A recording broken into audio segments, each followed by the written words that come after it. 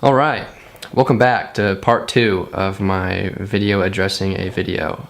So if you haven't seen part 1, it really doesn't matter because the majority of this is totally pointless and there's no structure, no order, or really anything besides me saying this didn't happen. And yeah, so I mean, I wish I could make this drama a little more interesting, but unfortunately I cannot. So I'm just going to begin. If you haven't watched the first one, you might want to, just because it might make better sense, because I sort of explained the situation a little better and I don't feel like doing that again. My dogs are all asleep, so I feel like this is the perfect opportunity to actually talk without them barking. So the next point that she makes is her saying that I don't give two craps about my ex and I breaking up and that I fake cry in videos. For one, I can't fake cry in videos. I've never been able to. If I could, I would have certainly done so. That's like an awesome skill for a YouTuber to have, and unfortunately I didn't. My ex certainly did. She was very good at it. Congratulations. You know this though. I know that you know this. My self-worth was in my ex. My whole future was planned with my ex right by my side. I was an absolute wreck. Everyone that was around me knows I was an absolute wreck. I don't like to talk about it. It's very difficult. But to suggest that I didn't care about losing the girl I was with for 5 years is absolutely disgusting. When someone is so low going through this, despite what you think you know or what you don't know or what you do know, to say that with the intentions of hundreds of thousands, if not millions of people to see it and then side with you and attack the person that you're talking about is absolutely disgusting. Absolutely disgusting. And I cannot believe you would do this.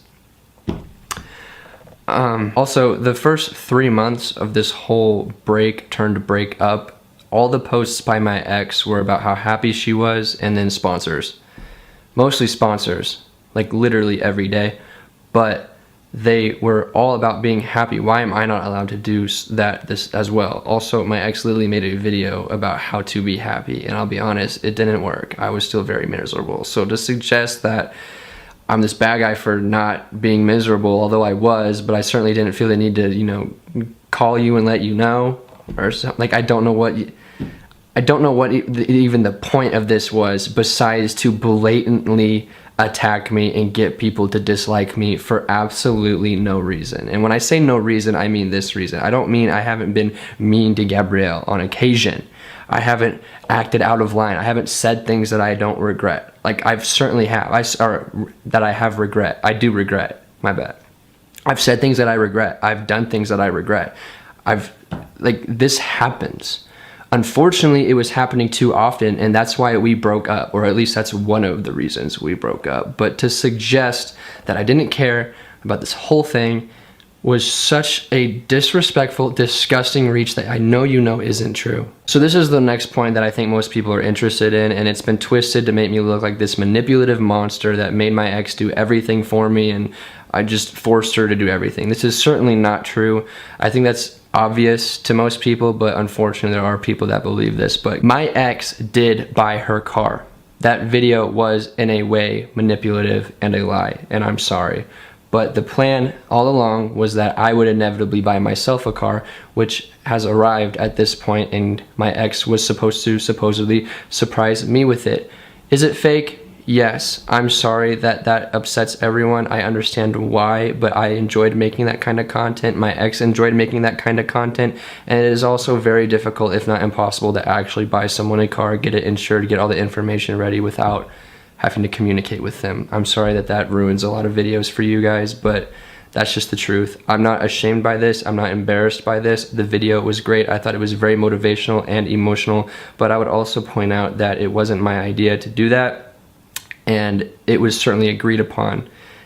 And there was a lot of fake crying in that video, and it certainly wasn't me. She then goes on to talk about how I was manipulative just in general, and the more that I think about this, the more I've had time to process this whole situation and think about my past. I do realize that in a way I was manipulative pretty often.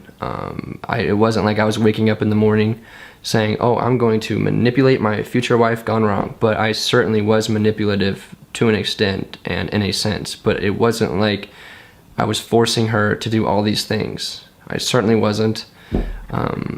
there have been occasions where I would be like, no, we need to do this, or no, you need to get over here because we need to film this video. That would happen. That's business. That's me being a businessman. I'm sorry. Like even the car video, the surprising my future wife with a car video that you now know was in a way fake, but she was excited to film it. We were excited to film it. I loved editing it. We were excited to post it. We were literally laying in bed together reading the comments like, oh my gosh, this is awesome. Like there was never this, oh, we got them, money, money, money. Like, no, that doesn't happen.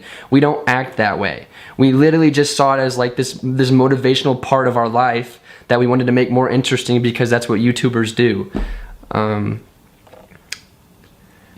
I think I've given that too much thought or too much attention. She then just says I'm mean on videos. The thing is, when I'm filming and editing them and then posting them, that normally implies that I didn't think that I was being mean. That also basically implies that I was aware of what was being posted. So from my perspective and my ex's perspective and our audience's perspective, I wasn't being mean. I was never made aware that this was the popular opinion. I do remember a while back my ex pranked me, and then after that I got hate because it was basically this video of her wearing a scandalous outfit. I didn't like it. I was like, what the heck? And then people thought I was this, you know, overly controlling, abusive boyfriend because of that, and that was weird for me. I acknowledged it. I recognized that I could have said things differently and I need to act better. I did get better, obviously not good enough, but my sense of humor is not like most people's, and although I do recognize I have room to improve and room to mature, I know that most people on the internet, when they watch a video apologizing, they expect, you know, apology, apology, apology, and then a little bit of crying and the camera turns off. But no, fuck you, this is my personality, and I, although can mature and can be better, to suggest that I was this mean, horrible person when you've known me long enough to know that's not true is ridiculous, and especially to say that I'm like that on video, because now I know that this was your intention, but now people will go back, watch the video and say, oh, I can totally see that he was this mean monster, which in reality isn't true. And I know that I keep calling myself this monster and mean, and you probably don't have the context as to why I'm acting like it was so dramatic, but if you were to watch the video, for the people that managed to see it, like, you'd think I was the Antichrist. I've also acknowledged this when we did the scandalous video and I posted it, edited it, and people did not approve of the way I was acting. I literally made a video, very genuine, I was clearly upset, very embarrassed, very ashamed, and I apologized for this and promised to get better, which I did. Not good enough, as I've already said, but to once again suggest that I am just this mean person in videos with the intention of people going back and rewatching our content and saying, oh, I noticed this and this, I never noticed this before, oh my gosh, he is so horrible, was a pretty below the belt business move or YouTuber move, in my opinion. She then goes on to say that I only loved my ex for her body and that I would just sexualize her in thumbnails and in videos.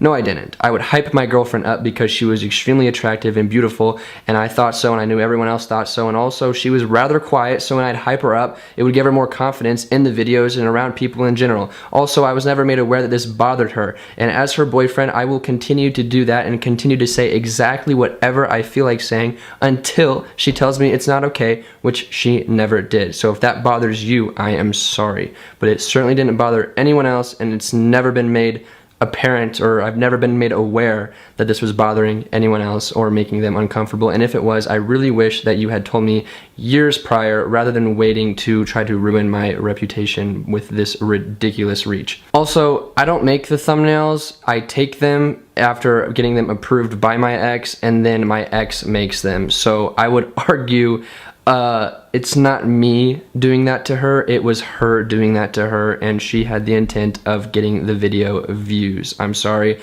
that I was not the only businessman in the relationship, and I'm sorry that that upsets you, but I also recognize that you knew this. We've talked about this, she's talked about this with you, so to come out and say that I sexualized my girlfriend, and then your proof is literally just absolute dog bullshit, the smelliest bullshit I've ever heard, is gross. It's disrespectful.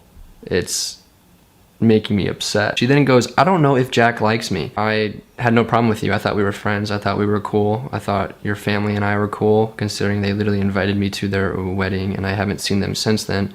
And then she goes on to talk about how I was disrespectful at her wedding, and I've apologized about this to her. I didn't realize that the way I was talking or the things I was saying were offensive and disrespectful. That's my fault. I totally acknowledge that. I should have never said those things.